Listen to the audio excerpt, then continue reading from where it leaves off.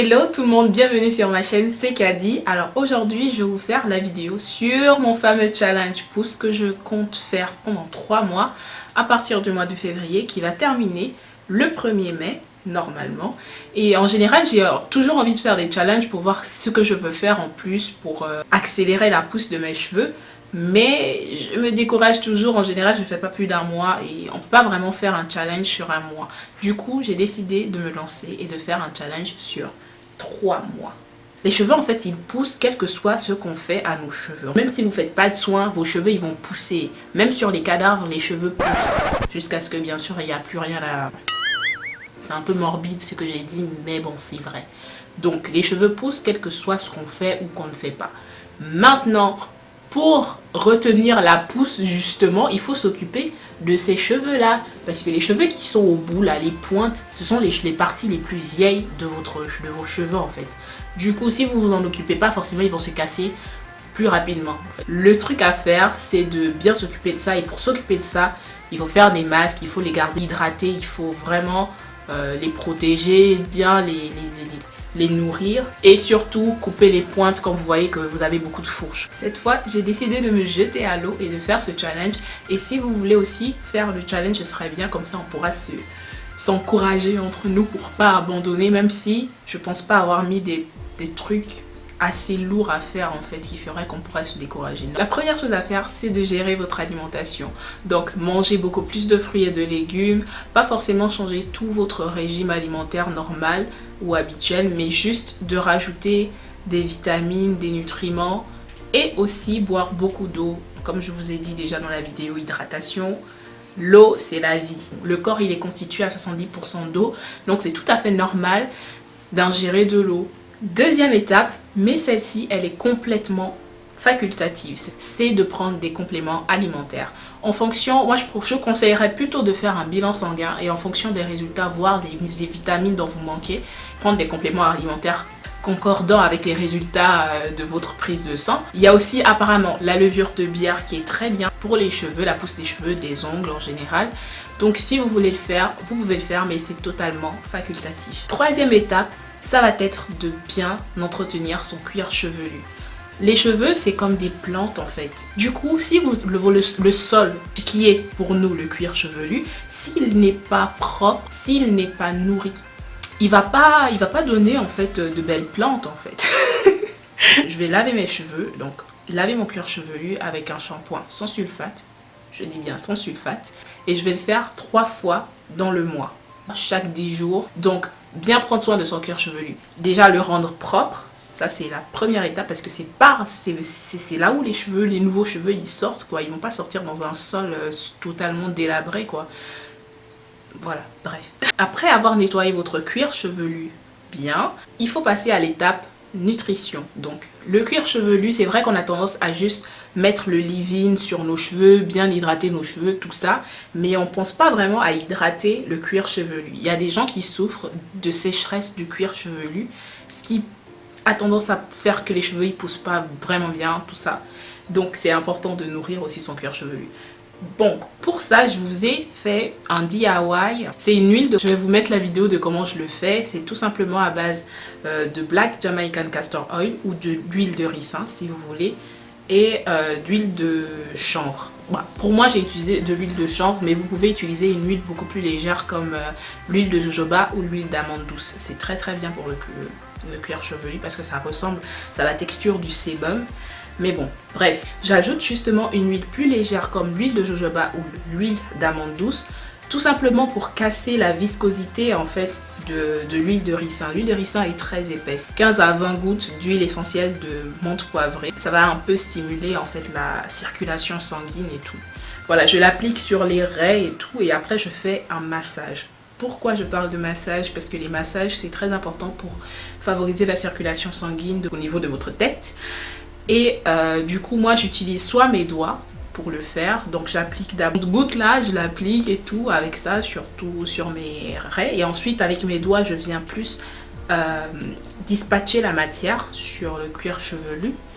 Et après ça, je fais des massages circulaires. On ne frotte pas, on masse. Ça déplace en fait la peau de sa tête. Je ne sais pas comment vous expliquer. mais je sais pas si vous voyez, on déplace, en fait c'est la peau qu'on déplace, les doigts ils sont à plat en fait, à plat comme ça, ce sont pas les ongles qui touchent, ce sont les doigts et on déplace comme ça, en masse, très bien, comme ça. Et vous faites ça pendant autant de temps que vous voulez.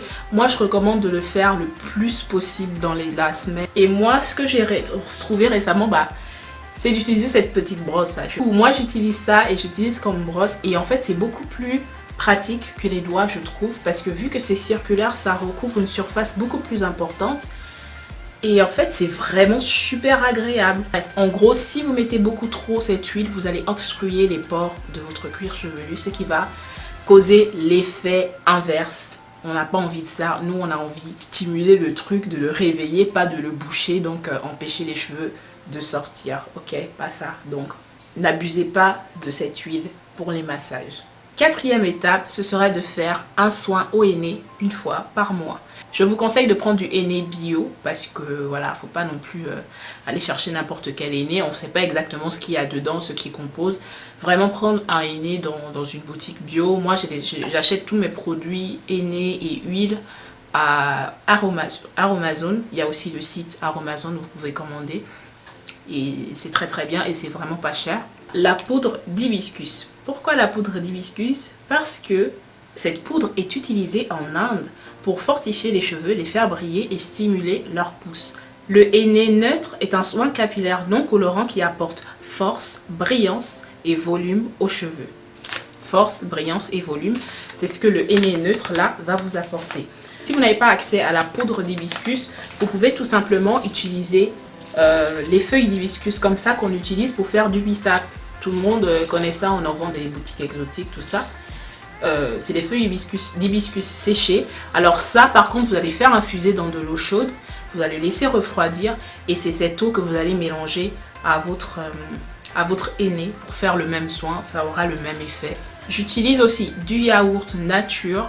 Vous pouvez utiliser du yaourt. C'est juste pour avoir la bonne texture en fait, pour pouvoir bien l'appliquer et l'appliquer plus facilement aux cheveux. Et je rajoute un peu de miel. Je vous ai déjà dit, j'aime trop le miel. Le miel, c'est la vie aussi. Donc voilà, j'ajoute du miel justement juste pour apporter un peu d'hydratation parce que le henné, il assèche les cheveux. Ça, c'est la vérité. Donc, mettez votre miel dedans. Mettez du miel ou du gel d'aloe vera. Un truc qui va vraiment, un produit hydratant, un humectant, voilà quoi. Donc, ou de la glycérine tout simplement.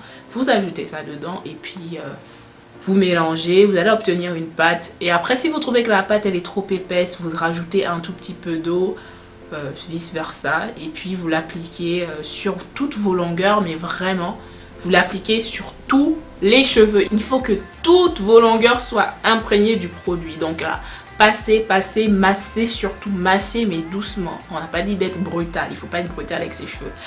Il faut masser bien le produit. Et ensuite, vous mettez un bonnet, vous attachez un foulard et vous restez avec pendant longtemps. Ok, ça je le fais bien sûr avant mon shampoing. Du coup en général je le laisse poser minimum 1 heure. C'est mieux de laisser poser plus. Moi quand j'ai le temps ou quand je prépare bien mon week-end ou je sais pas en fonction de quand je le fais dans la semaine, si je peux je le laisse poser toute la nuit. Je vous recommande vivement de faire des masques à chaque fois que vous lavez vos cheveux. Donc les 3 fois où je vais laver mes cheveux là, je vais faire un masque. Je vous ai déjà parlé de comment je fais mes masques et des masques déjà faits que j'utilise. La dernière étape est donc de faire des coiffures protectrices pendant toute la période du challenge. Les coiffures protectrices, il y en a des milliers. Vous pouvez avoir des inspirations pour toutes les longueurs. Vous pouvez vraiment faire de tout. Les coiffures protectrices ont un double but. Le premier, c'est de protéger vos longueurs. Le deuxième, c'est d'éviter que vous manipuliez trop vos cheveux. De toute façon, je vais vous documenter tout ça en fonction des coiffures que je vais faire. Je vais les mettre sur la page Facebook Melanin & Fro. Donc, make sure that you're there, ok? Bon.